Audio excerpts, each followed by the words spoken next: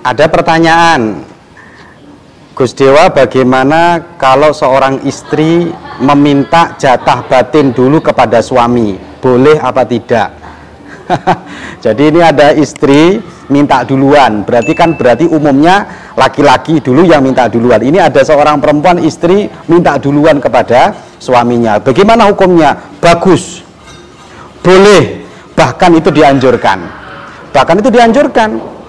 Saya bacakan ya, ini ada hadis unik-unik ini. Saya bacakan hadis yang unik-unik saja.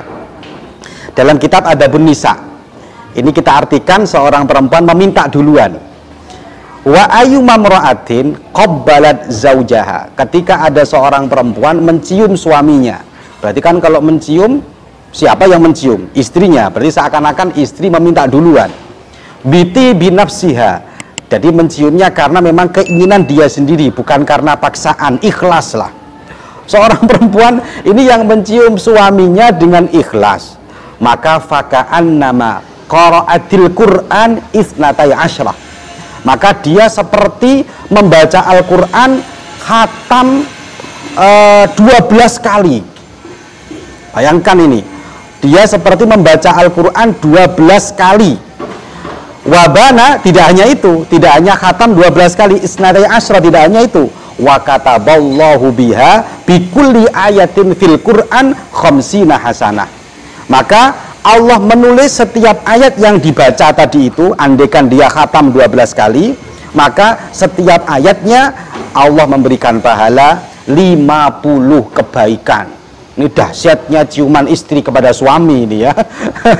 Wabana laha bikulli kublatin madinah fil jannah. Dan setiap ciuman istri akan dijadikan sebuah kerajaan di surga. Maka saya berharap para istri-istri ini lebih banyak mencium suaminya agar dapat banyak pahala. Kemudian ada lagi hadis. Ini hadis antik tadi itu ya, dalam kitab namanya Adabun Nisa, juz 1 halaman 292, bisa dicek di sana. Kemudian ada lagi, jadi kemaluan seorang istri itu ibarat sodaqoh. Semakin banyak istri menawarkan kepada suaminya, maka semakin banyak dia bersodaqoh. Jadi hadisnya intinya adalah wa fi bud'i ahadikum sodaqoh. Di setiap kemaluan kamu itu ada sodaqoh. Para istri yang sering memberikan nafkah batinnya kepada suaminya, menawarkan dirinya, maka dia istri yang paling banyak sodakohnya. Jadi seperti itu. Aslinya hadisnya panjang. Jadi dulu ada sahabat itu datang ke Kanjeng Nabi Muhammad SAW bertanya, ya Rasulullah, ini ahlu dusur, orang-orang yang punya harta itu otomatis dia pahalanya melebihi kita. Dia puasa, dia juga haji, dia juga sholat, tapi mereka punya keistimewaan bisa bersodakoh. Lalu kita yang miskin-miskin ini bagaimana? Kemudian Kanjeng Nabi menjawab, awalaisa qad ja'alallahu lakum ma tasaddaqun. Bukankah Allah telah menjadikan sesuatu yang kamu dapat pahala kalau kamu melakukan itu sama dengan pahala bersodakoh? Kanjeng Nabi mengatakan, inna bikulli tasbihatin sodakoh. Setiap tasbih itu nilainya sodakoh.